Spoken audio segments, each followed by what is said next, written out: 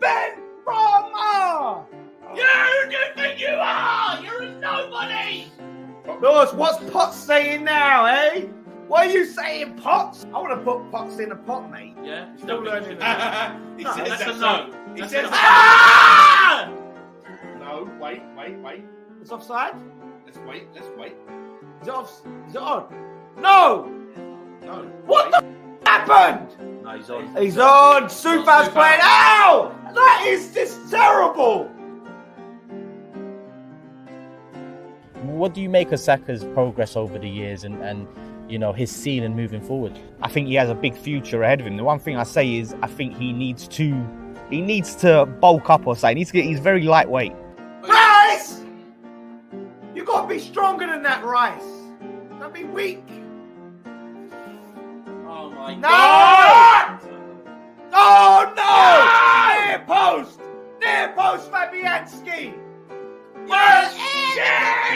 Shut up. No. Ah. Look at it, it's so easy! Oh.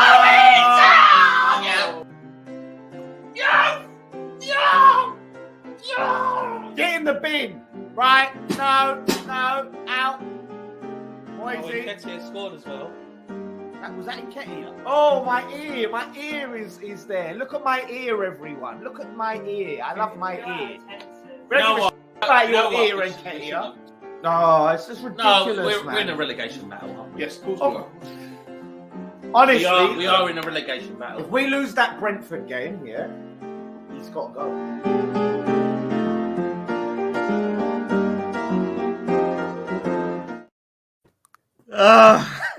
Good evening. Take a bow to whoever edited that and clipped that up. That was brilliant. You've got to hold that, Lawless. You've got to hold that. I did not know that was coming, man. I was ready to start the show and boom. Oh my God. Good evening, people. Oh my God. I hope you You all had a know what? fantastic Christmas. Merry Christmas, Lawless. Fucking bullshit, man. Harvey's on Listen. it. The painting. Oh yeah, the listen. scream. Big up my boy Sam for sorting that and clipping that and editing that. That was absolute class. Sam. Absolute class. Welcome to the show, people. Happy Christmas. I hope you all had a fantastic one. I had a fantastic Boxing Day. Lawless, happy Boxing Day, mate. I'll drink to that. You're nursing that glass of wine, ain't you? Jeez. I am, mate. I am. I thought I Wow. can't drink it all on Matisse. I'll have nothing left for mine. Listen, absolute pleasure to have you all with us. Thank you all so much for joining us. Absolutely loads of you watching live already. Absolutely superb. Smash the like button for us and hit the subscribe button. We're on our way to 7K, people. If we could get it there for New Year, that would be amazing. Welcome, Dan. Welcome, Errol. Welcome, Lawless, Tobes, and Pete. Hopefully, you'll be joining us. There's no Lewis tonight. But you know what? There's nowhere else to start. There's nowhere else to start other than Arsenal and West Ham. And I can't lie, when I was going into this game, there was genuinely some nerves around a stadium because we didn't know what was going to happen after the World Cup. But I was always quietly confident, having West Ham's season so far, that we might do all right. In the first half, I thought, and I said this on my reaction video, West Ham did well. I thought they nullified our attack. I thought that it was looking pretty good. I thought, unfortunately, for Saka and Martinelli, it weren't really working out. They're having to pass back inside. But the second half, I thought that we came out and destroyed them. Yeah, the VAR stuff can be talked about if you want to in the first half. Most of the decisions were correct. But the second half, it was men versus boys. Arsenal's midfield was unreal, man. We absolutely bossed Declan Rice apart. Paqueta, still nowhere to be seen. Lawless is bigging him up like he's the next like Ronaldinho. I ain't seen anything from this guy yet. And then you've got Souček, who, like, listen, Tobe's got so much stick for saying it, but he looks like a bozo at the moment for me. Absolute bozo. Lawless, let's start with you. What did you make of it, bruv? I've got to try and recover from that fucking video. It was just a shambolic performance, really was. You know, I've got to say, we did get 1-0 up through a rightful penalty. I mean, look, we hardly had any chances in that first half, and that penalty that we won was the only bit of a bright spark. world class, best in the world centre back Saliba going in like a headless chicken. You know, just gonna throw that out there. You know, this guy who apparently is, you know, faultless, best in the world, but I won't go too much into that. Rightful penalty, and we get ahead. Just like a Aguerd. Aguerd is coming, mate. Aguerd is coming. Watch out for Aguerd. But yeah, I don't know what Moyes' halftime talk was, you know. I really don't. Because I thought, boy, like, just see this first half out. We don't do that, right? We almost gave away a penalty, which, you know, was absolutely madness from the ref. It blatantly hit his head. And then we go in at half time. And look, yeah, obviously there's two teams at work, so you got to credit Arsenal for how good they were. But still, the game management is shocking. Like, why do we come out much worse than we went in the second half? So look, we don't expect to win that game, but I expect us to give Arsenal a game. And yeah, we did make it difficult in the first half, but the possession stats were embarrassing. The shots, the chances created, I'm sorry, that's not good enough. I'm not seeing that. You've had 6 weeks off, 6 weeks to come up with a game plan, 6 weeks to change things, and it's the same old shit. That's what I saw in that game. Everyone pretty much looked crap. I thought Soufal, apart from playing Saka on side, I thought he was quality.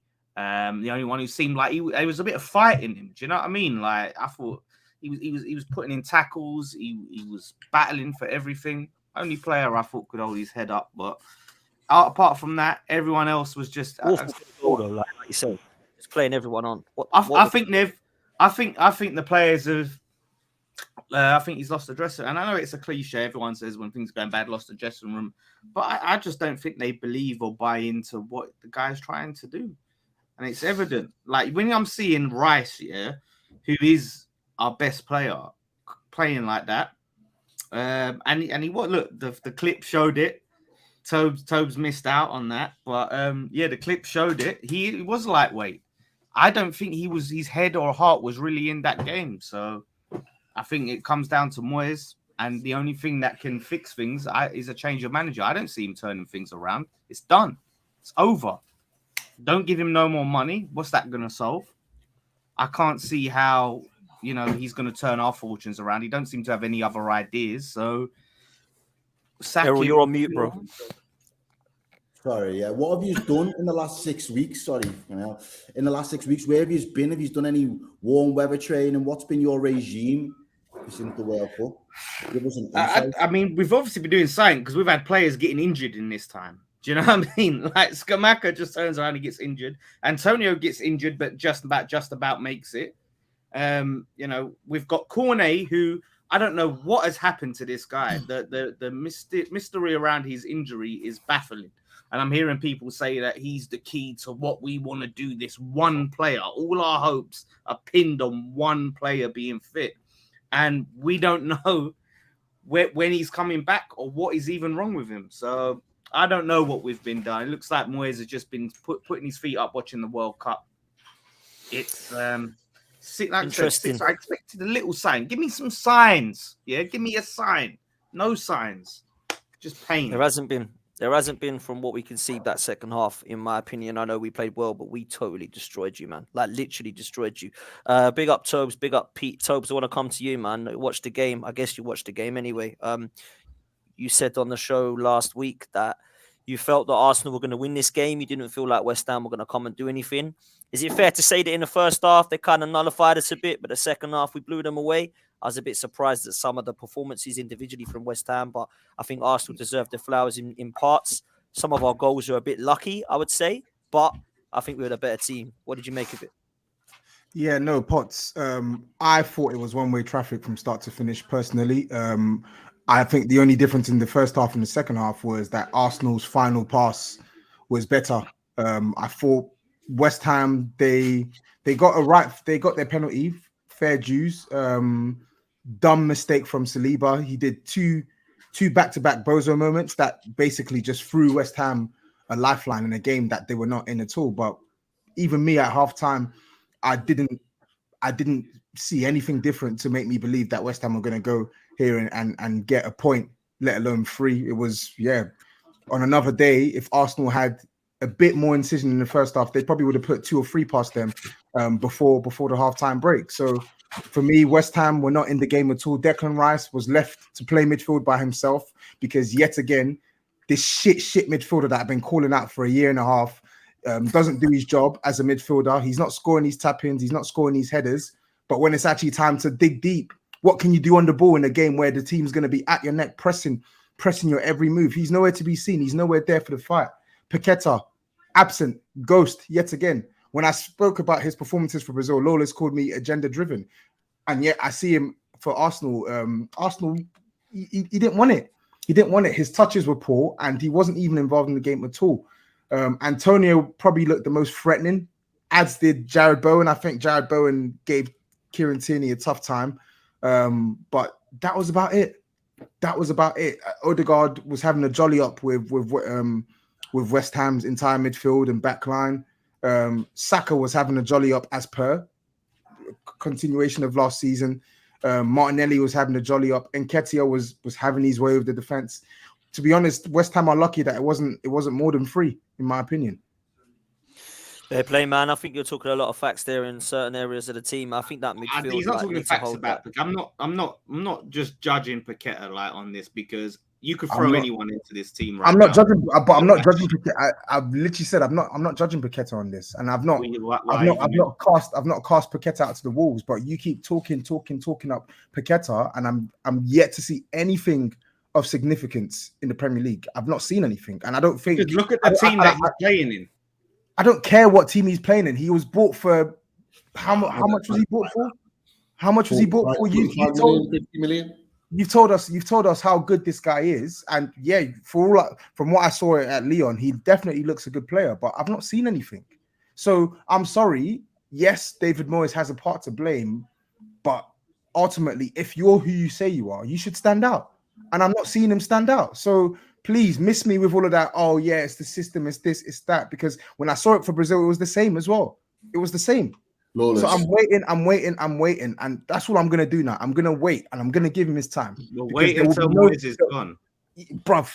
There'll be no hiding place for him come the end of the season. Same way it was with Ndombele for you with us. Same way it's for Lo Celso with us. Same way it was for Pepe with Arsenal. There'll be no hiding place for him. Simple. I've got to agree with Tobes on that. I watched Paqueta a lot when he played for Lyon in France, and he wasn't even in a great team for Lyon, but he always stood out. He always had big moments in the game. He's come to West Ham, and Lawless, you're making a fair point. The team isn't playing well. It hasn't had a good season so far, but I would expect someone of Lucas Paqueta's ability to stand out, to still be a top player, even in a misperforming team. I'll be honest with you. I watched a huge chunk of that game against Arsenal, and whether it was the fallout from the World Cup or not, but it looked like to me that he did not want to be there. He was not showing the fight, the effort that I've seen for him play for Brazil and play previously at Lyon. I didn't see it, and with that there might be a number of factors there, but he is not playing well. I mean, he's not a fraud. Someone's put in there. He's not a fraud. Paqueta's a good player. Definitely, he's not showing that at West Ham, and it's not just the manager's fault. I think there's an element of Paqueta needs to take some responsibility in that as well, and really step up to the plate and show what he's about, because you spent nearly 50 million on him. It's a lot of money.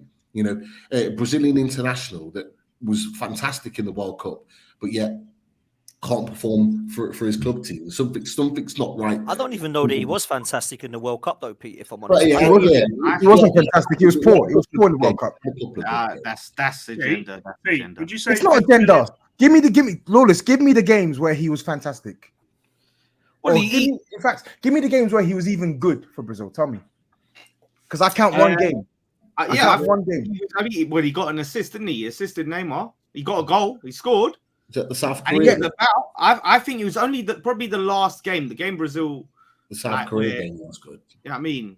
That's the think one most game. of the game. There was some. I don't think there weren't any games where I could say he had a poor game, but I think Yes, there some was. games He was where terrible against Croatia. he He was didn't stand bad. out. He was bad against Croatia. He was poor. Yeah, Don't I'd chat give you shit. that one. I'd He give was you that. crap against Croatia. He didn't do anything against Serbia. He didn't do anything against the second team they played, where Casemiro scored that goal. When I was watching the games, Casemiro was the only Brazil midfielder who was actually performing consistently.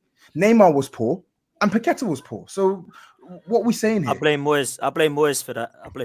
No, but this is the thing. What Then you tell me agenda. Where's the agenda? So I think you're looking for things. I think I'm not you're looking for anything. to see what you want to see. I'm not looking for anything. You want him to flop badly because I said game again. Yeah, because I bigged him up in that game against Spurs. Ever since then, you've had it out for Paqueta, brother.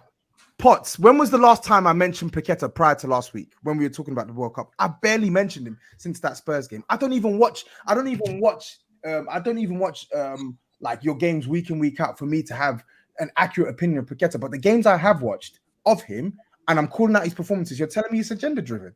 When I'm watching these matches for 90 minutes and I know what he's capable of and I'm seeing him do otherwise, you're telling me it's agenda for me to say I'm not seeing him do these things. What the hell? Wait, I'm telling you, wait till we get a new manager, yeah? Because look, Pete sort of pointed out, I think it was Pete who said it, like, looked like he didn't want to be there, yeah? I think that's the same for a lot of players. I think the belief has been sapped out of them, and I just think morale is at an all-time low.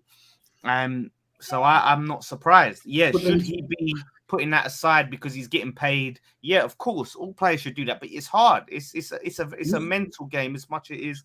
No, you're right. We had this conversation in October about the run of games, and you were saying 3 games, and if he doesn't get X amount of points out of those 3 games, he has to be gone. Why is dilly-dallying? Why now are we about to be 3 days? We're 3 days away from a new year or whatever it is, about to go into a January transfer, window. Why would you potentially? It's like the Ollie thing, Errol. This is when United got absolutely spanked by Liverpool, and it was a spanking. Then we had the international break, and you thought, right, we get rid, we bring someone in now, but they kept him, and then we went to Watford and we lost 4-1. So I agree with you. I think if you the time was before the World Cup because we would have had all of this time to get in a new manager, and now they've waited. They're going to wait until you're in a situation now where you're potentially going to give more money to a man that might not be in his job come February. Like they can't. Does that not seem pointless in itself? Doing that kind of giving him more money. If I'm going to Sullivan, I'm keeping him here for whatever reason. There's no way I'm giving that man more money after spending 170 million, right? Okay, look, so some of our fans, right, and I see some people, if you want to say Paqueta's shit or he's a flop, if you want to say Scamacca's shit or this player we signed is shit, okay, we can say that player. If you want to say that player, that's fine. But Moyes signed these players, yeah? Moyes spent a lot of money on these players. So I'm not hearing that Moyes ain't responsible because he let our January window pass us by. Right, last season, when it was an opportunity to strengthen and go for that Europa League, he said, "No, I'm going to wait to find the right players in the summer." These were the right players, apparently, and it's not working out. So that's a sackable offence. 170 million pounds of our money you've thrown down the drain. So I don't see what giving him more money does. I don't think he's throwing it down the drain though, because, like you said, these are good players. Paqueta is a good player. Scamacca is a good player. These are good players, right? So. Yes, a new manager, new owner, new manager, new sound, new voice to actually follow, better instructions. You'll probably see a better West Ham, but it should not take away from the fact that these guys are just not performing. And if they're not, they look like they're sulking. They look like they're sulking. They've been sold this project that they're coming in to do, with West Ham and hit that next level. And it's just not gone that way. And you can see, as Tobe said, I don't think it is an agenda in that sense. I do think Paqueta has the look of a player who is like, what the fuck am I doing here? Do you know what I mean? And that's not me digging, Lawless. I'm not having a dig at West Ham. No, I agree. It just airs that look of, what am I actually doing here? I wasn't sold this battle that we're in at the moment. And I know we joke about you're still in Europe, blah, blah, but it's the table, isn't it? It's the table, and I just don't think he was anticipating that it was going to be this bad. I mean, we all have time to bed in, blah, blah, blah, but it's not gone anywhere near where I think Moyes or you guys as fans expected it to be this season. Do you know what the biggest barometer of that is for me as well, personally? When you're talking about other top 6 teams or other teams chasing for the top 6, you can pick out players from each individual team and say, which squad would they get into? So which player from Man U squad right now would get into a City team or get into an Arsenal team? And you look for the players that have those standout moments. And you've been saying that this is meant to be that guy for you right now. And even if as a team you aren't performing to the level you want to be performing at, you've got a player in there that you should be being able to have arguments with Tobes about, being able to say, but he'd get into Spurs' midfield or he'd get into the Liverpool's midfield because our midfield's aging or whatever it might be. But you can't even put forward a solid case as to why, from a team's perspective, we're not where we want to be. But from a player's perspective, the individuals that, as you say, you've put the money on, you've kind of hedged your bets that they're going to come good for you. They're not even performing to a level that would make them competitive in any of the other top 6 sides. So you've got a long way to go. And I don't even think it's going to necessarily just be a manager going before that turns around. I think you're in a position now where you'd be writing off the season. You kind of got to put all your eggs into the European basket. For me, anyway. Here's the thing, Errol, right? With that, and I'll just say this, and yeah, you're right. But when you're signing players like this, Paqueta and Scamacca, who's never played in this league, you kind of have a bit of an understanding of, okay, you give them time to settle, adapt to the league. They might not hit the ground running. It happens, right? But the problem is with our team is players that were good last season are shit now. Like Bowens, players like that, Sufal, he's been hot and cold. Even Rice has started to look, not up to his normal standards. Fornals is in and out of the team. Ben Rama's probably been our most consistent performance, and he still gets shit. Yeah, yes, Rice does need to go to the gym evidently because he was poor. But that's what I'm saying. So we can say, okay, this signing ain't worked out. But Moyes didn't even play them for like the first month. And we were still losing games with the team that we had last season. So what's the issue then? It all what comes needs to back happen to now? the Lawless, for you, like if you could have a kind of realistic dream, what do you do? Who'd you bring in? Look, I've said Mancini for a while. I think Mancini could be gettable. Like I said, I think he's a really good manager. He's got name value that fans can respect. And I think, obviously, he's worked with Scamacca. So that's someone I'd look at. Obviously, Pochettino is the ultimate dream. Not just it'd be great, but I'd love to throw that in Tobe's face. There's a few names. Try and get those names. If not, I've said I'd take Roberto Martinez. Yeah, I've said it. I think he'd be good. I honestly, Everton have made every manager. Everton have made every manager they've had look shit. I think he plays an attacking brand of football that could suit the players that we have. Get him in. Bring Thierry Henry as he's number 2. He stinks. He stinks. Moyes is better than him. He had a generational national squad in Belgium, a generational national squad, and did nothing with them. Absolutely nothing with them.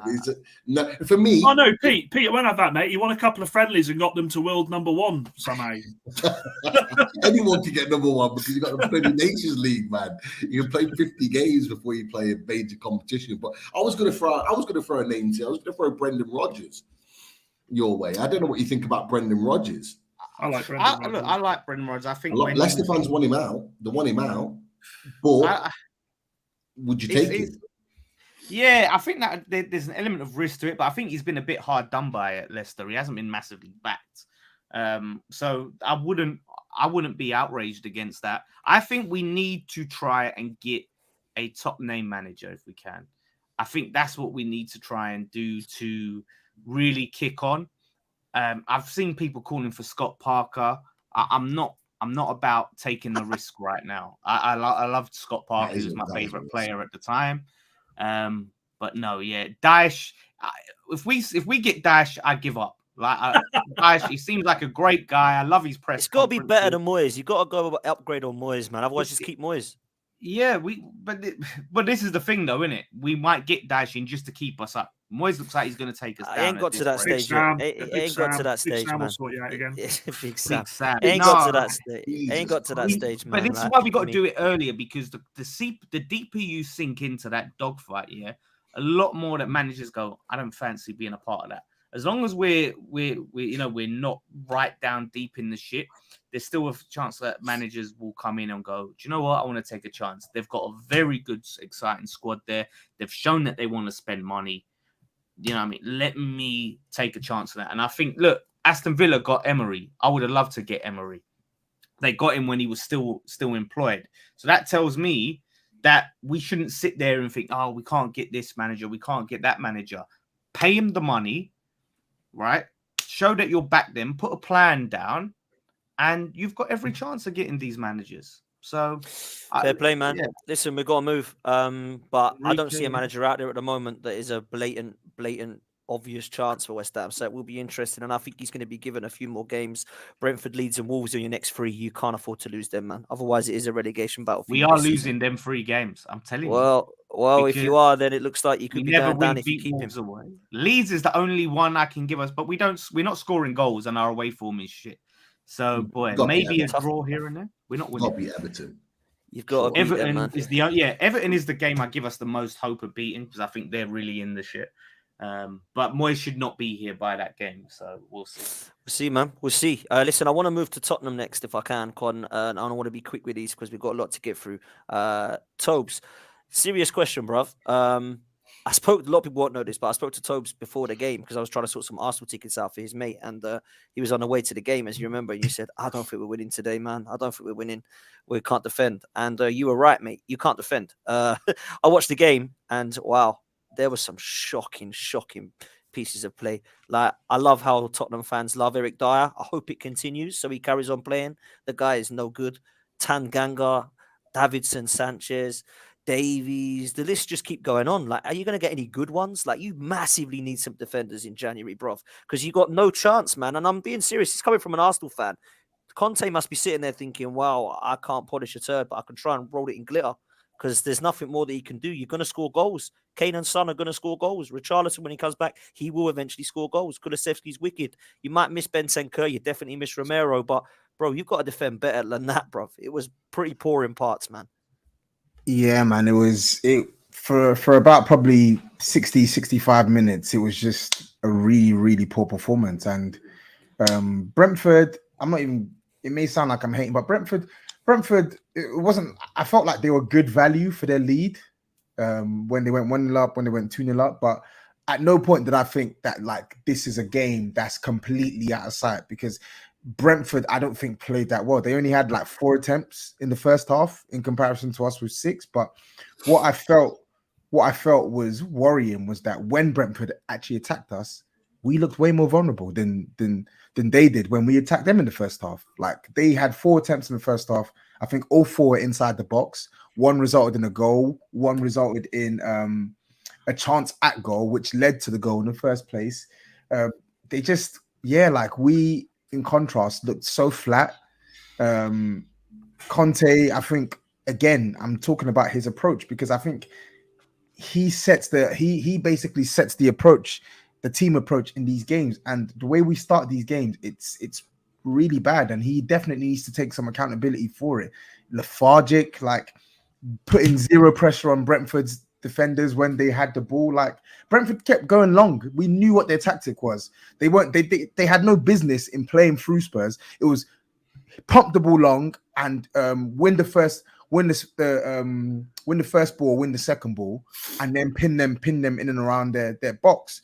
And we just kept falling for it more often than not in the first half. It didn't make any sense to me. The front three, Kane, I know he scored the header, great header, but he was poor. He was really poor in his performance. I thought he was absent in the first half.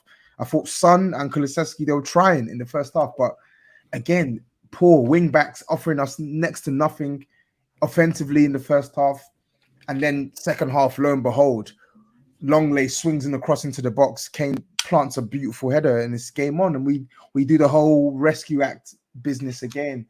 And we get the draw. And I think I can't really be too too mad at a draw, but at the same time, I have to be upset at the way we're starting games, man. It's not even just the defending. The midfield was poor. Basuma, just when I thought he was picking up good form, he had a shocker, absolute shocker against Brentford. He was so bad.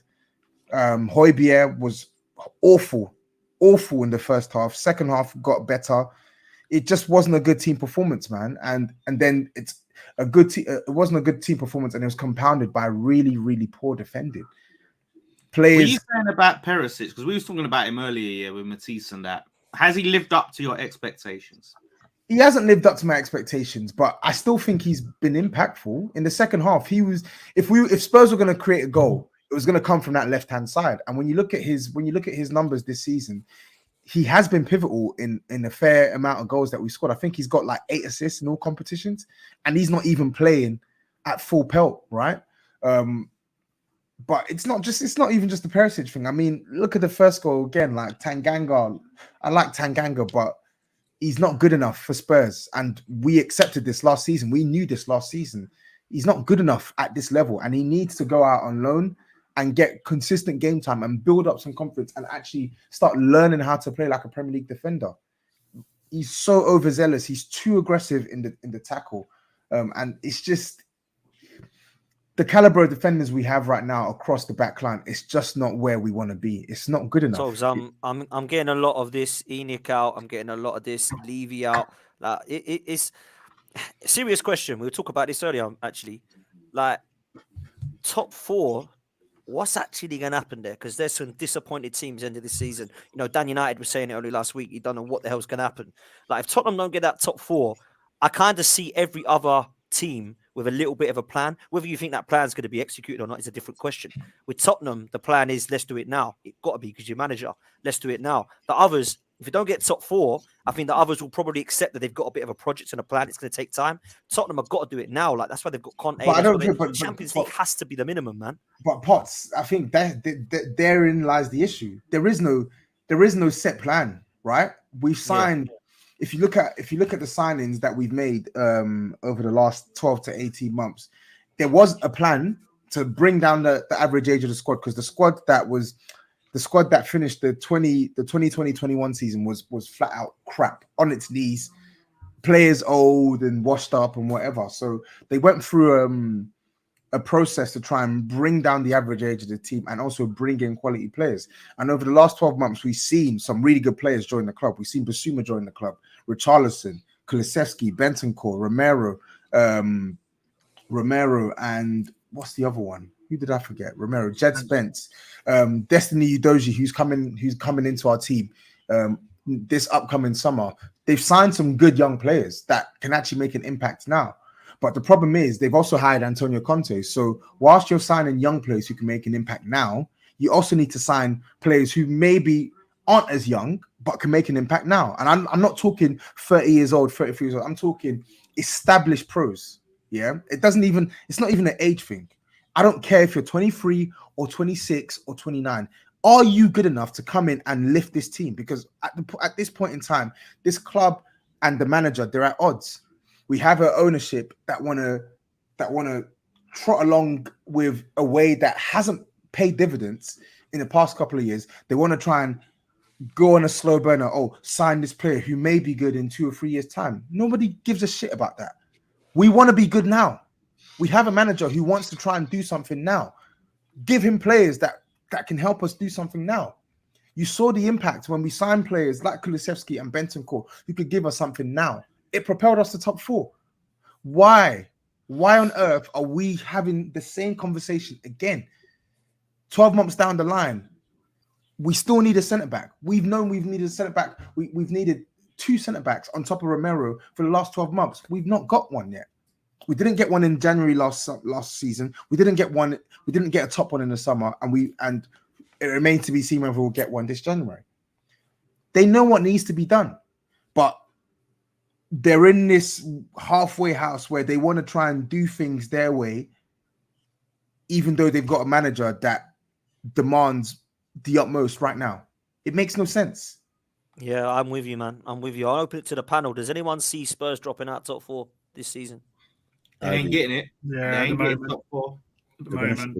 So I think what Tobes has been saying about the performance the other day, I think it just kind of typifies their season as a whole, really. That 90 minutes is probably your season in a snapshot. The way he's been playing, the way he's kind of set up. You will get goals from the likes of Kane. You know he's going to score upwards of 15, 20 Premier League goals. That's kind of his level. We've seen him do it season in, season out. But what you've got in and around him at the moment, it doesn't seem to offer him the best or make his life any easier.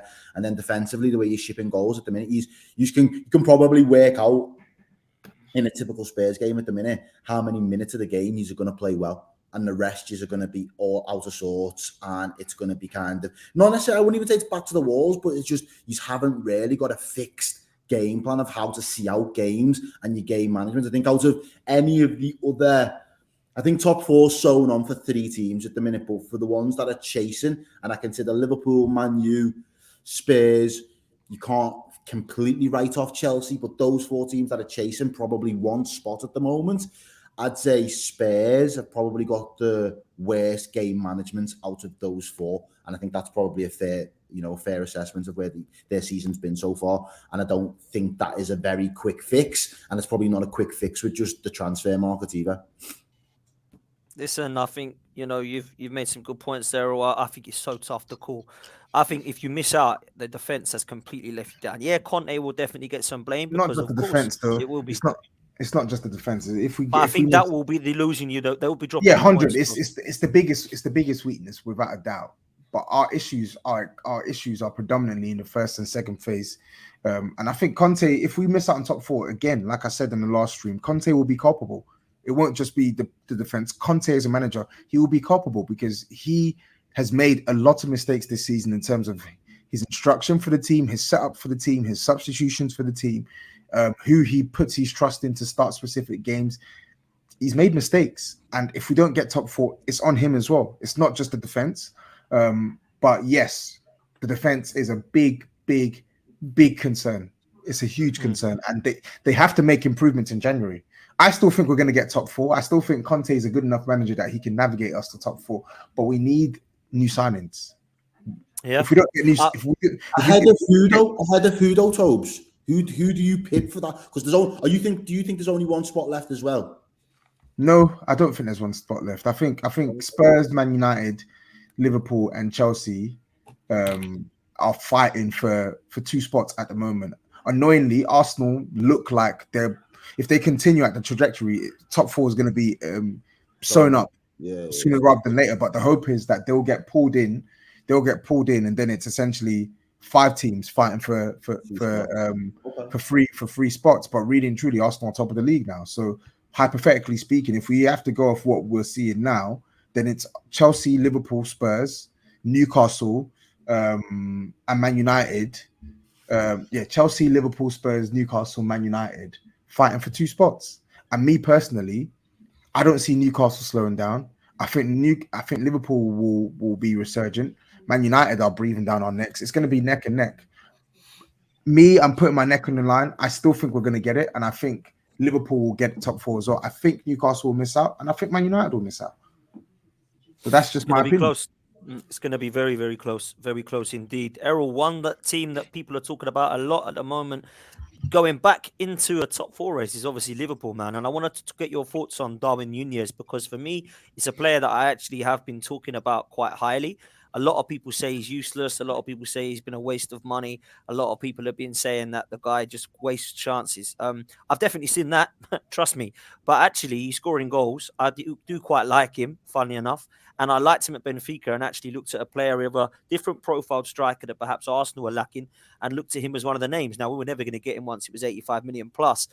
Wanted to get your kind of thoughts on him as a player and performance, and obviously Liverpool's win. Bro, he's a problem. I love Darwin Nunez, I'm not going to make no bones about it because he is a problem. Defenses hate him, can't stand him, can't really live up to what he's able to do. It's just at the minute, his shooting boots and the goalkeepers that seem to be best in him. But that's the only thing stopping this guy from going to the next level. Because for me, he's got immense work rate, and I'll give him that. I always like to see forward players that have that kind of work rate and attitude and want to apply themselves when they're on the pitch. So I like that in him anyway.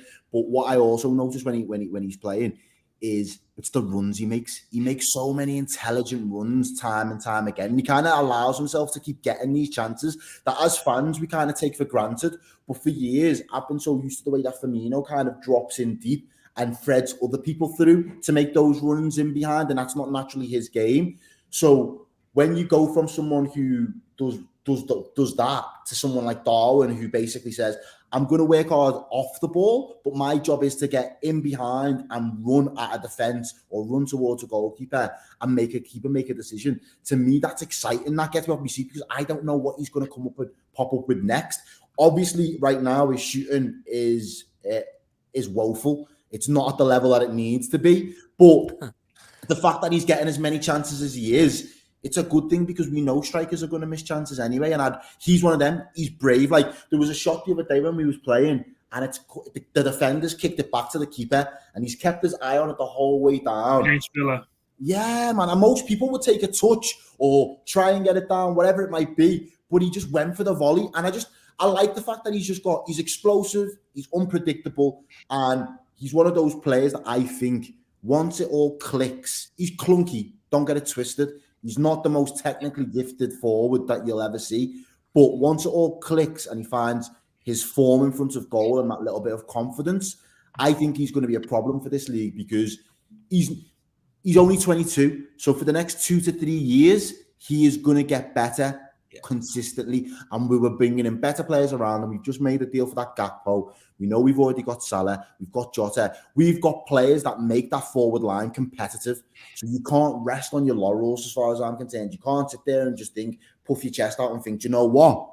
I'm not good. I need to be in the team week in, week out. If you're not performing, and Klopp's biggest metric for that is going to be your output. If you're not performing and either assisting or creating or scoring goals, someone else will take your place. And that's why I think Nunez is the perfect mold for us because he offers something that not the rest of our forwards don't at this moment in time. So I like him. I can see why people are frustrated with him, but I think him as a player, his numbers don't lie. His numbers this season so far have been very good. They're up there with Gabriel Jesus' numbers. They're up there with Marcus Rashford's numbers. Both of these players have been lauded as having a resurgent season. And I think Rashford has scored what? Like Rashford scored like 4 league goals this season. Jesus, 5, sorry. 5 in like 16 appearances. Jesus has scored what? 5 league goals. This is what I'm saying. The comparison to these players is these players are having good seasons by their standards, but people are taking cheap shots at Nunez, basically saying those comparative numbers aren't mathing right now. But Errol, I don't think it is a cheap shot though, because everyone can see the impact Nunez has, right? Everyone sees that he's gonna cause problems. He causes problems for your defense. He's very, very chaotic in both good and bad ways. Good, very chaotic in the sense where he just disrupts your back line. I remember him against us. He was destroying us on the left-hand side in the first like 30, 35 minutes of the game. And he can sort of find a couple of passes here and there, but we also can't ignore the fact that this guy is a huge hindrance on your ability to sort of extend your gap against opposition sometimes, because he misses so many chances. He misses so many chances, and his approach play with the ball is actually pretty poor. It's poor, very, very poor. So missing chances. We've seen players in the past when they miss 2-3 chances, their head goes down and they're like shrinking violets. My man's head never goes down. And that's props to him. He doesn't stop trying. But you said he's going to get the next chance or score the next goal. So 100%. 100%. And he's got good determination. But you made a point around people are basically implying that people are nitpicking. I don't think people are nitpicking. People are seeing this guy miss like 2-3 clear-cut chances. Clear cut. 2-3 clear-cut chances per game for Liverpool. So someone who's been bought for 85 million, where your job is to score goals, you're going to get criticized when you're missing chances that you should be tucking away. No one, at least even tuck away just the one. Yeah. If you tuck away just the one chance and you're missing 2 others, it's calm. But he's literally missing everything under the sun. He is at the minute. He can get as many, he can put up these numbers, etc. But in relation to what he should be doing, he's still going to get criticised. Simple. The other side of it as well, Tobes, as well, is his like you said, the chances he's having. Fair enough, he is having 4 or 5 chances, good chances. But if you're not scoring, at least assist the team. And there's been so many times where he's got that chance, and you can see him. It was against City, the replay when he has that one-on-one, and he looks left. You can see there's someone there, but still just has a pop, and it's like. But he'd already assisted in that game as well, though. So No, I know. What I'm saying is, though, surely there's got to come a moment where he's got to. I get what you're saying, but he's got to bring that more into his game. If he's not scoring, if he is struggling to hit the target, bring someone else into it as well. And he's not. And do you know what you're starting to see as well? You're starting to see players do that look when he's missing I'm here. And I just wonder how long that'll last before players do start saying, "What the fuck are you doing?" Keep that energy you have for Paqueta, Errol. Keep that energy. You know what? I think he's got time on his hands. I don't think the players feel that way around him, because when he does set players up or when he is making these runs, I see them actually thinking, do you know what? That's what we need. Because there was a time in that game against Villa where we it's for that third. He gets an assist as well against Villa. It's we're basically, I feel like in the second half we didn't come out that well, and I feel like Villa actually got on top of us a little bit. He started creating better chances straight away. He was on it, the front foot from the second half whistle had went, and I could see that we was in a little bit of trouble. And for a lot of them, we couldn't keep hold of the ball. Now, I don't think him or Salah retained the ball well much in that second half, but towards the end in that third goal, and I'd like to give a special mention to that Paqueta as well, because he's only 18, and the composure that I've seen. Mate, that was brilliant. I've seen young lads, and I didn't throw him under the bus in my group chat, but fucking Curtis Jones, another young lad in that same situation. I've seen him take it first time and sky it over the bar. But Nunez didn't give up. His first touch wasn't the best, but he's not give up on the run as the ball's gone to the byline, and he still managed to cut the ball back and cause havoc. So for me, like, all those other little moments where other players, as you were saying there, Dan, players are giving up. Players haven't given up on him. You've seen. Can I ask you a nice question, Errol? Yeah.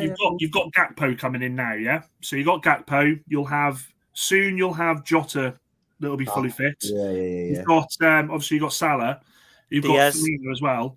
If he doesn't keep scoring, does he have to drop to the bench to allow these other lads to come in, or do you stick with him?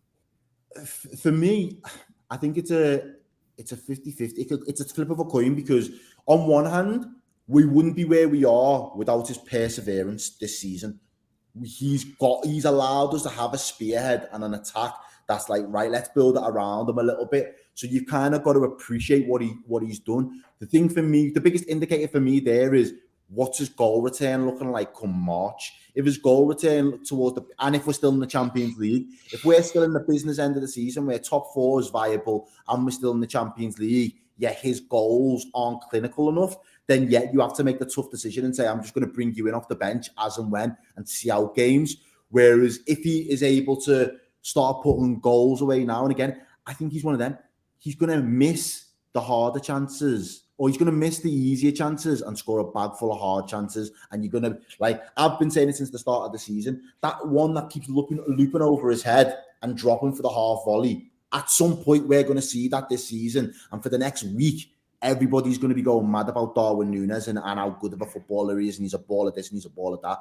It's just that type of player for me. And I think eventually I'd rather him become really clinical and just be a fox in the box. But you see that with Haaland. Haaland's runs are really good around the 18-yard box, and he's clinical, and he makes light work of just eating up goals in front of goal for fun. But I like the rest of Nunez's work rate in his game for me to think there's more to it. I haven't seen enough of Cody Gakpo to feel like you're going to be a threat straight away.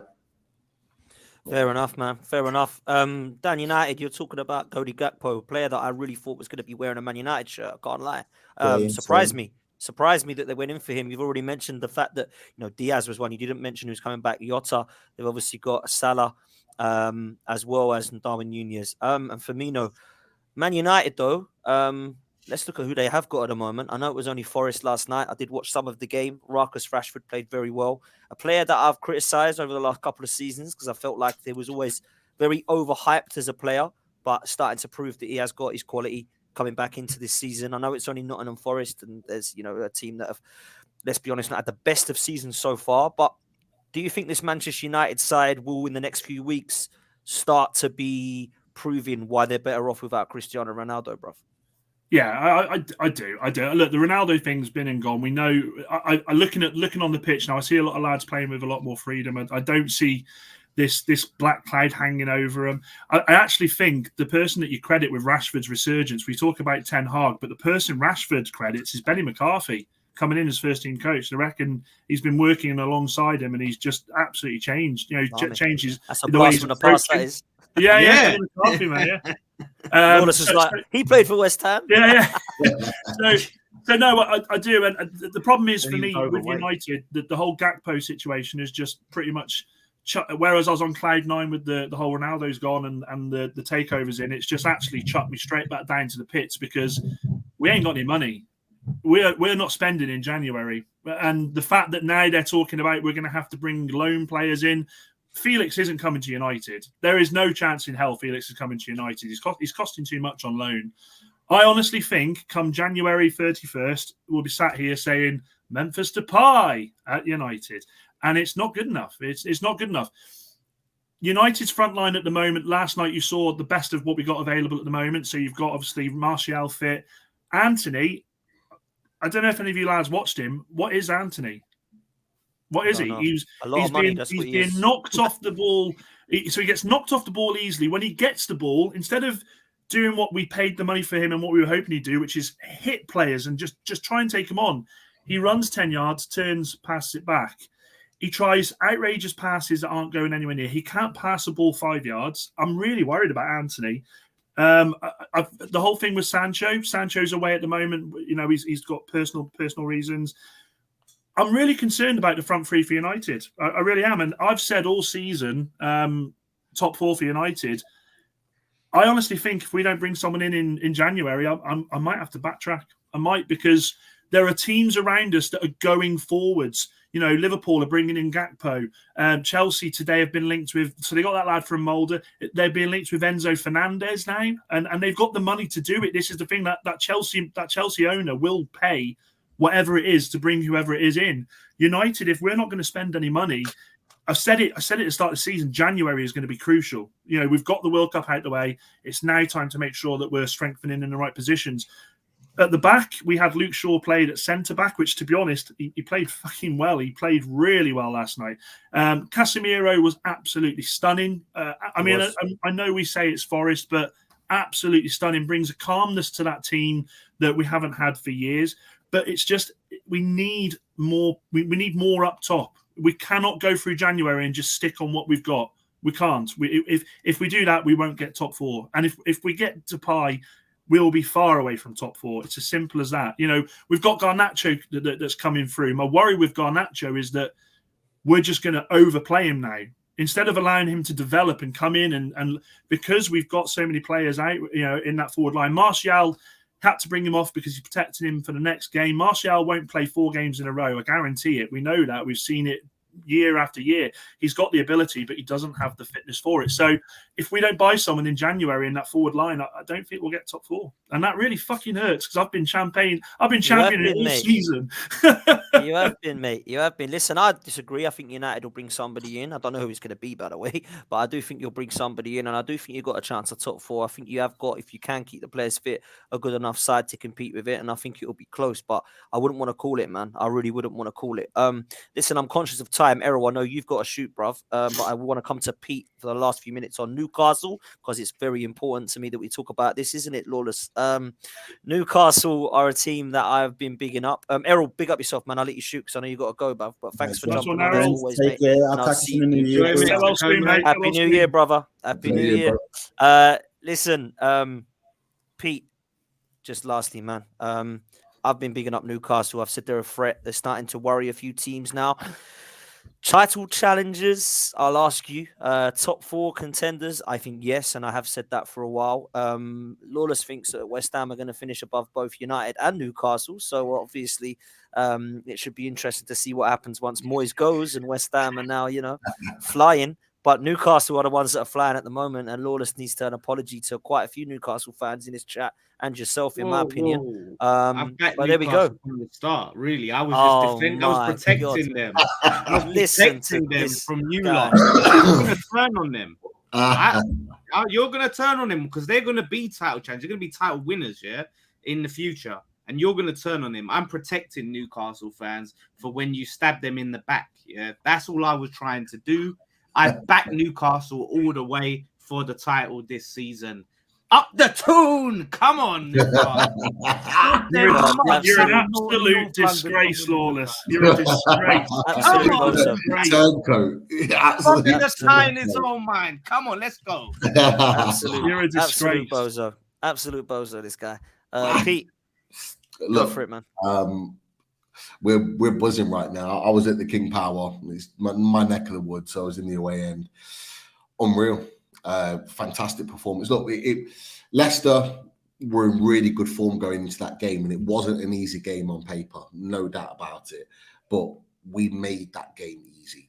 Within 2 minutes, it was within 2 minutes, we got a penalty. Awful challenge on Joe Linton. Chris Wood puts the ball in the net. We were worried walking to the ground because Wilson was obviously not playing because he was ill. So we were a bit like, oh, that's kind of a dent in the side there before the game. But Chris Wood came in and was fantastic. Got the penalty, bullied their defence all game for 93 minutes. It was very, very good. And we just destroyed them. Honestly, we absolutely destroyed Leicester to the point where Leicester fans were leaving on 33 minutes and they didn't come back. When that third goal went in, Leicester fans had enough because they knew at that point, and we knew at that point, there was only one winner in that game. And we could have had 4, we could have had 5, but what we did that impressed me more so than anything, and tells me that this is not just something that's going to be for a period, is that the way we managed the game afterwards. We could have conceded a goal. We could have threw away a performance. We could have stopped working. No player on that pitch at 3-0 gave up. We continued to press for 93 minutes. The players that came on, Matt Ritchie, Anisette Maximin, they continued to do what the other boys did before them. They worked their socks off. They pressed and pressed and pressed, and they did not allow Leicester even a second in the 92nd, 93rd minute, even when they were just trying to get a consolation. No chance. Was Joe Linton in a more advanced role on the weekend? Joe Linton for the last 2 or 3 games has played on the left, left of the front three, which actually is where we should have signed him, because from Hoffenheim, that's where he played. But obviously, when Howe came in, he brought him in and put him as a number 8 as part of our midfield 3. But what is amazing about that, and what I loved watching, is that him and Joe Willock just interchange. So there was parts in the game where Joe Willock played as the left-sided forward and Joe Linton sits in as that left-sided midfield 3, and they just interchange, and they've got such a great understanding. Equally on the right-hand side, Trippier and Almiron just destroyed Leicester's right-hand side. They were just unplayable. Miguel Almiron, again, you would have seen the second goal. The whole build-up from Bruno Guimaraes, the opposite side of the pitch, doing a little pirouette, spraying the ball 30, 40 yards, to Miggy's feet, a little bit of passage of play. Bruno then plays the ball into him. It's just a fantastic goal, and it's something we're becoming used to now, seeing this season from Miguel Almiron and from Newcastle playing that type of football. We're loving every minute. Like you're saying, are we title challengers?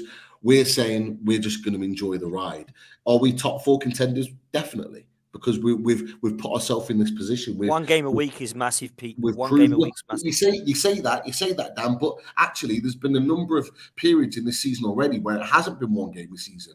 We went to Old Trafford on the Sunday, Everton at home on the Wednesday, and Spurs away on the following Sunday. And we won 2 out of the 3 games. We didn't lose a game. You're right, but my point is, when Europe comes back, you won't have to worry. The other teams will. Yeah. That was my point. No, and that's a fair point. But we cannot sit on our laurels here. And Eddie Howe has been saying it week after week. We are not here to just kind of make up the numbers. We are continuing to build game by game. They asked the players after the game that are you second in the league, albeit for a few hours because Man City play very soon. Are you title challengers? And they're saying we're not thinking about that. We take it game by game, and that's exactly how it needs to be. Take it game by game. We get to February, March, and we're still in the same position. then maybe fans can start talking about it. But the players won't, because they are so driven in what they need to do. But I'll go back to the point, we cannot sit on our laurels. I expect at least 2 players coming in January. Who they are, I don't know, but our scouting network's far bigger and wider now than it ever has been before. How much hoping to sign them for, Pete? I know you're not obviously big spenders. Well, to be fair, Marcus Thuram is a player that we've been looking at, who at Mönchengladbach, he's already got 30 goal contributions. Good player.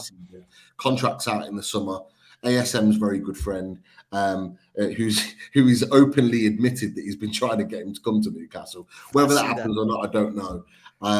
Look, we've had the James Maddison talk today. One of our Newcastle reporters said that we're looking at a number 6 or another centre midfielder. Yuri Tillemans has been mentioned today. He's got 6 months left on his contract. He's another one that we're looking at. Is it Manuel Kone from Mönchengladbach as well? Number 6, unbelievable player. Only 21 years old. And Kefum Thuram, Marcus Thuram's brother. We're looking at these types of players, and the young quality players that are going to come in and improve the team. So I'm absolutely buzzing right now. I really am. And I bet you are, bro. For the first time this season, I'm looking at Newcastle. I'm thinking, this doesn't look like it's going to let up. We're going to lose games. We're going to have moments like that. We've got a massive game against Leeds, and then an even bigger one against Arsenal at the Emirates on the 3rd of Jan. We're going to lose games, but it's not. I don't believe that it's going to let up to the point where we drop to 8th, 9th in the table. I just don't see it.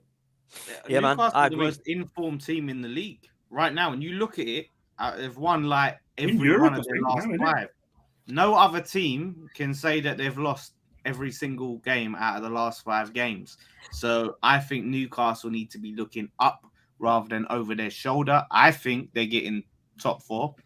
And I think if they have a good January and they have the capability to have a good January, why can't they start looking at the top of the table if Man City don't switch it on like we all expect them to? And listen, I hope they do it. I hope they win the league every single season, because Arsenal, I want their hopes and their joys to turn to ash in their mouths, right? Because as for the handful of decent Arsenal fans that are out there, there are these weirdos that need to have validation, right? You have to be overwhelmingly positive about their team, and I don't think they deserve to see their team win shit. So listen. It's all about Newcastle going forward. Spend the money. Don't be coy about it. Don't be shy. Look, I'm not going to judge you. Splash that cash. Get the names in. Fuck off, Lawless. Let's do it. The thing about it is that I think we do need another couple of players. You guys have all been talking about it. So every single one of you said, we need players in, we need players in, we need players in. Just because we're having a good season now doesn't mean that we can say, right, let's continue with these players. You always have to evolve your squad. You always have to bring fresh blood into the team. You guys have done it year upon year. You brought a player in, and it's just... You always said it, mate. Buy when you're at your best. Buy when you're at your best. Yeah. It's the way, isn't it? You evolve the club. I think you will buy. We've got players... We will have players now, for sure, that probably weren't looking at us in the summer that we were interested in and going, not quite sure, that in January now we'll be saying, I'm interested. And like you've just said, Dan, you're absolutely right. Buy when you're at your best. And we are 100% at our best right now. We need to maximize that. Yeah. And the thing is, there's good vibes around Newcastle and none of the pressure. I think there's more pressure on Arsenal, even though there's not overwhelmingly pressure on Arsenal to win the league. I think the longer that they're up there, the more that pressure will start to build. Whereas Lawless, you bang on there. There's no pressure on Newcastle from anyone at the moment, is there? They're just everyone's enjoying the ride. That's it. Facts, man. Listen, gonna wrap up when I get the last words from Tobes on Newcastle, because I feel personally they can get top 4. Tobes, you made it sound earlier as if you felt like they could drop off. So before we wrap up, man, what do you make of it?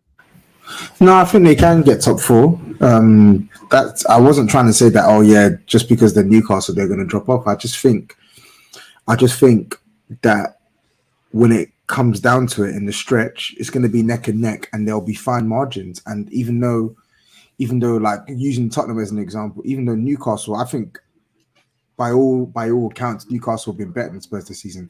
They've been the better side. They've played the better football. I think they scored, I can't remember how many goals they scored. They've certainly kept more clean sheets than us. I think they've conceded almost half the goals that we've conceded this season. They're just 11 goals, Tobes. They've conceded. Yeah, so they're just so like they're a better side, but I just think in the business end of the season, you need, in my opinion, in this race for top four, it's goals. Goals are the highest currency, and you need game changers to propel you to the top four. It's why I don't think Man United are going to get top four. Dan made a good point about the signings in January. If Man United don't make signings in January, don't care how good Erik ten Hag is, because he's a good manager. Don't care how good a moment they have, how world class Casemiro is. They don't score enough goals, and they're going to miss out. Newcastle, I think, they've done fantastically well, considering kind of Wilson's injured right now. ASM's been injured the last couple of weeks. Isak has been injured the last couple of weeks. So they've got players to come in. But ultimately, I'm going to go with people who have been here, done it, right? Kane and Son, Son has been shocking this season, but I'm going to back the guy who's been around the block, and he's a serial bottler. When you can call him whatever you want, that's fine. But we're talking about the race. We're talking about the race for top four, and you can bottle that. Well, no, we got top four last season, so I don't know what you're talking about. You wouldn't have a clue. I don't even know why you're talking. You don't have a clue about what it takes to finish in top four, because you've never done it. So stay out of this one, please. Newcastle at least have finished in the top four of a Premier League campaign. So stay out of this one. They'll finish above you. They're going to finish above you. That's for a fact. They could finish above us. At your expense. They could finish above us, but the difference is here. Four teams here are talking about where they can finish within the top four. You're talking about staving off relegation. So again, please sit. I'm a neutral observer. Yeah, don't bring my out and hush your gums. Hush your gums and sit this one out. My team's got nothing to do with it. Your team's rubbish. You're the second highest spenders of all the teams here, and you're the worst of the lot. So if I was you, I would just keep your mouth shut. We're missing a manager. That's all. You're missing a lot of things. I don't want you getting your hopes up. You're not getting top four, man. It's not about hopes. I was asked to explain why I think Newcastle will miss out, and I think the reason why Newcastle will miss out is because they're Newcastle. Not because they're Newcastle. It's not about being an established team. It's about having genuine game changers in your team that can lift the side. And I think when you look at teams like Liverpool and even us, we have players that can do that more so than Newcastle players. I don't think that's a crazy statement to make. I think that's crazy. I think they've got a little bit more balance in their side. No shit. I'm talking about game changers. What are you talking about? Okay. They're ASM to come back. Isak. And they've got January. You ain't spending shit in January. Let's be real. You ain't probably going to spend. I think it's a fair point. In terms of names, you've got Kane, Son, top of the tree. You've got Man United. You've got players that are top of the tree. Like, this is the crazy thing, is that we're doing this with Miggy Almiron that couldn't hit a barn door for 2.5 years beforehand. We're doing this with the likes of Fabian Schär, with the likes of Joe Linton, who was being laughed at by opposition fans and some of us in our fan base as well. We're doing this all with players that have been through the Bruce era and were already existing. And this is my point, is that this is why I think we need to keep evolving and buying players in January is key to that. To have those match winners, those magic moments that the likes of Tottenham and Arsenal and Man United have got. The one thing I'll say that's probably different is that, and someone's put it in the chat, we've already got 8 or 9 clean sheets already this season. We are not easy to beat. We're not easy to score past, and we're scoring goals at the time. So we're working at both ends of the spectrum here. It's not like we're beating teams 4-3 or 3-2 or having these kind of big battles, counter-attacking against counter-attacking. We're not doing that. We're dismantling teams and making it very hard for them to score past us. As long as we continue to do that, we'll continue to be right at the top. Players are running through a wall for Howe as well, aren't they? They're running through brick walls for Howe. But like Tobes said, and I think you're right, Tobes, is how long you do need that moment of magic sometimes to get you through. I mean, United were called Moments FC in the season we finished second with Ollie because we just have that moment. Bruno would do it, or Rashford would do it, and I think whereas a well-oiled machine can take you levels, like Tobe said, there are going to be moments in games where you are going to need that player when you are struggling, when you are like a 0-0 or a 1-1 or a 2-1 down, to change that game for you. Who does that? Well, ASM has only played like 5 games. The last game he started was Wolves, and he hit that volley that got us a point there. Like he is a moment maker. He's actually he's not players as well in January to make that difference. Callum Wilson, but Pete, he is definitely a moments a game changer, but he's not a consistent game changer. And the point I was making, it wasn't to say that Newcastle don't have any game changers. There's like 3 players at least off the bat from Newcastle that I'll take straight at Spurs that will come in and will start. Bruno Guimaraes walks into our midfield, for instance. Sven Botman walks into our defense, for instance. So I'm not saying that Newcastle don't have specific game changes, but what I'm saying is when I look at the 2 teams that I've tipped to get top 4, when you look at what they have at their disposal versus Newcastle, there is an imbalance. So for what we lack in the defensive structure, which we have players at the top end of the pitch that can do things that your players can't do. And the same can be said for Newcastle. The only way that will change for me is with more investment in January. If you make the right signings in January, then I can happily reevaluate this. Because but the thing is, they probably will, and you won't. Look, what Tottenham fan has posted, Tottenham do not plan on looking for a centre-back upgrade. But bro, yeah, exactly. They could, but we're dealing in hypotheticals. But the question we're not. I mean, there was a look at brother, this. Look, read that. Please, I'm talking to Pete. Just chill out. Yeah, we're talking about what the teams. We're talking about what the teams can do now. Yeah, we're talking about the teams right now. I don't know who Newcastle are going to sign. They're above you in January. When the end of the January window comes, then we'll reevaluate. You don't know what's going to happen. Okay, so relax. Right now, Newcastle. Yeah, right now, Spurs are in the top 4. So you're talking about Spurs aren't going to get top 4. So if I wanted to go on right now, Spurs are in the top 4. Right now, Newcastle are third. Newcastle are only 3 points ahead of Spurs, despite one playing way better than the other. So the gap is we're talking about fine margins here, and yet you keep dismissing me. Relax. I'm just saying that you're not going to get it. I'm just saying that it is fine margins. That's fine. You can think that. You're not gonna finish anywhere near the top 6. So relax. Okay. The debate's going to rumble on, and like you said, transfers and signings, but most importantly, points are going to make the difference. And but we've got Leeds next. Then we go to the Emirates. That's going to be a massive test for us. But our biggest game of the season, easily so far, because that's the big test. We're not good travellers to the Emirates. Emirates is going to be bouncing. We'll be going in full of confidence, whatever the Leeds result is, and that is for me. I will be able to reevaluate things a little bit better after we go to the Emirates to see where actually. The big difference is, lad, I'll tell you, the big difference is with United and Spurs and Newcastle. When it comes to buying, Newcastle can and will.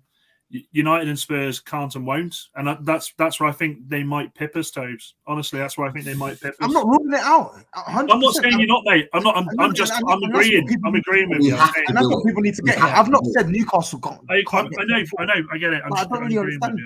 I think you just need to put a bit more respect on their name. That's all I'm saying. The cheek of you talking about putting respect on their name when you've rubbished them all season. You were going berserk. And then you accuse me and Dan Potts of bum sucking them. No, do you know what it was? All season.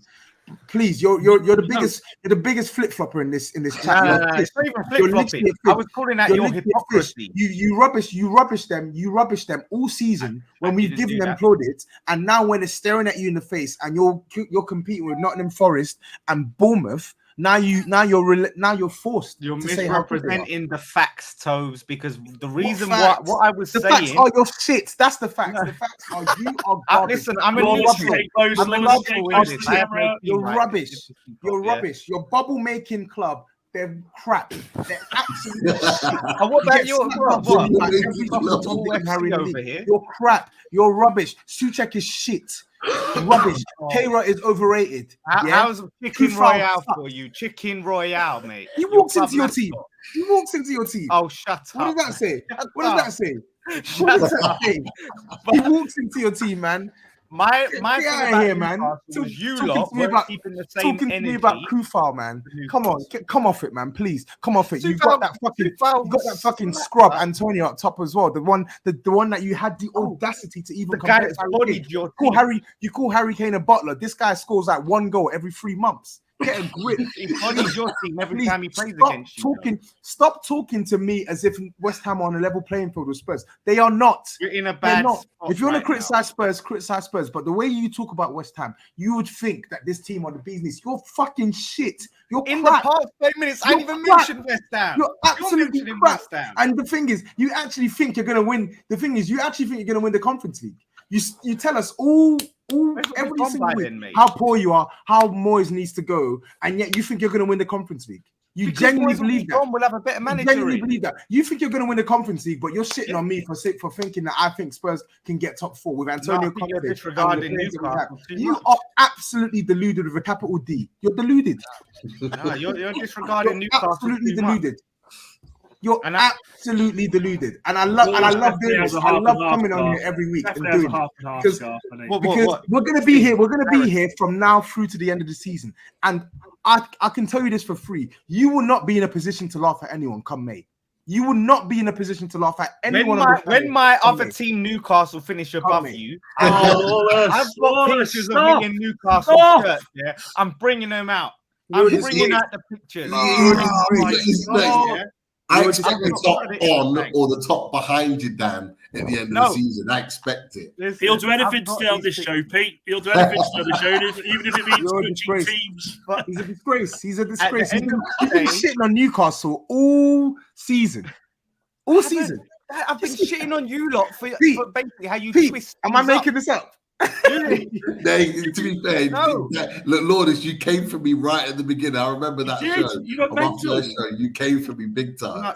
I know it was a show before. Biting It him was a back. show He before. don't like it. No, but listen, Pete, this was the thing. What I didn't like, was the narrative that Tobes and Potts were spinning when West Ham were in the race and in around top 4. Oh, we're not considering you. We're not considering you. But all of a sudden, it was Newcastle. Yeah. So what I was just calling out, was their hypocrisy. That's all. It weren't even anything personal against Newcastle. It was against Tobes and Potts and their hypocrisy of how quickly they change up. I don't understand this. Season Why to season. are we doing this? You're crap. You're Listen, crap. we'll come again. Why are Next we season. still talking about you? You are shit. You're the worst team by a country mile on this panel. You're crap.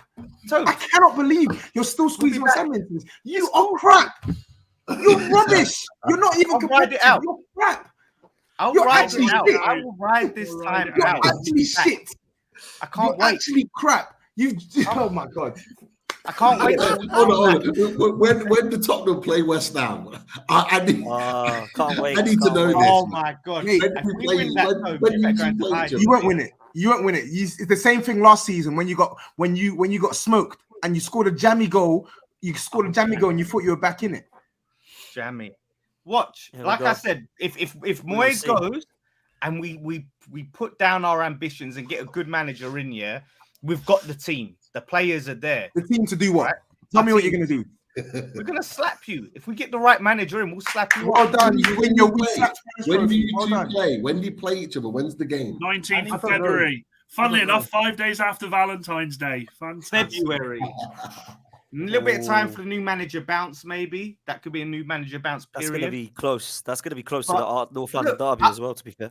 I'll listen. I'm just going to ride out this moment of us being shit. Okay, we are. But we'll come again. I promise you, we will come again. Right? Of course you will, And- man. Of course you will. And Spurs, will. listen, Spurs' future is bleak, mate. It's bleak. And Conte's yours going to is- go. Yours Kane's yours is sky high. I forgot. Sorry, my bad. Well, all right. Listen, we'll both go down together. Let's have that. Let's do how about that. But I Let's think see. With us. Let's Stop see. saying we'll both go down together. You are not with us. You're not competing with us. listen, Tobes, you're not going to get top 4 this season. From that, you're going to And you're not spiral even down. going to finish in the top 10, probably. We'll listen next season. You're going Oh, to the finish in the season starts next season. Are you Here gonna it finish is. in the Here top 10, it is. Lawless? It went from top 4 to top 6, and now I'm asking, are you going to finish in the top 10? I think you should, but are you going to? Can you still finish above Man United? The longer we leave it to sack Moyes, the more it's looking unlikely at this stage. You can't just say it. The shit I got off you at the start of the season about United. You're not Oh, allowed he's to come, say come on, nothing bring to it, me bring it. because you're not going to get top 4, right? I said So it. you said you'd get top 4. So Did you not hear can't what I say- just said 10 minutes ago? Yeah, you backtracked. Exactly, you backtracked. So if you backtracked, I can backtrack. That's okay Oh, then. fuck off. Yeah, we'll both backtrack.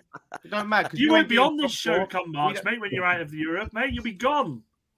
Now, new manager. If we win that Conference League, this is all irrelevant. This all doesn't matter. Make sure you win it then. Anything we've said because we've won Make a sure you trophy. win it. Make sure That's you win it. Thursday. Right, we're wrapping this up. Make sure you win it. We're wrapping this up. Absolute pleasure to have you all on. Thank you in the chat. Absolutely amazing live views, amazing interaction in the chat as well. Big up all of you for coming on. And it wouldn't be a show without playing this to leave us and love us. So enjoy yourself, people.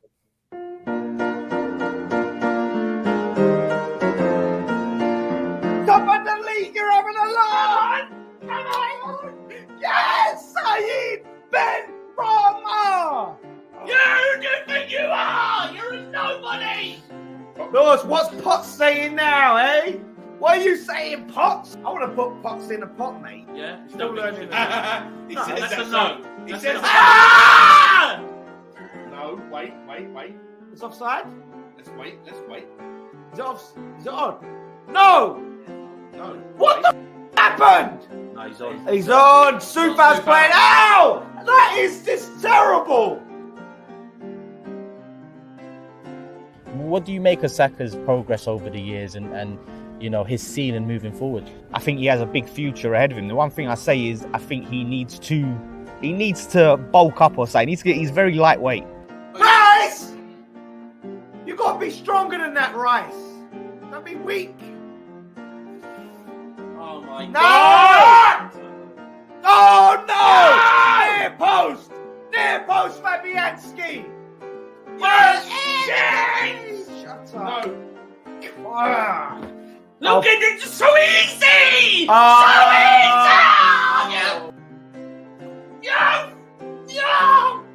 Yo! Get in the bin! Right? No, out. Moisey. Nketiah scored as well.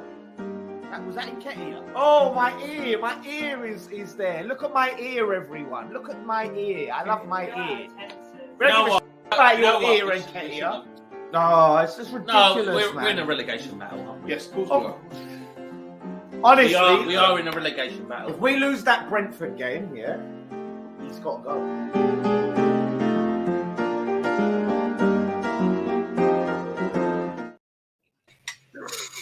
You've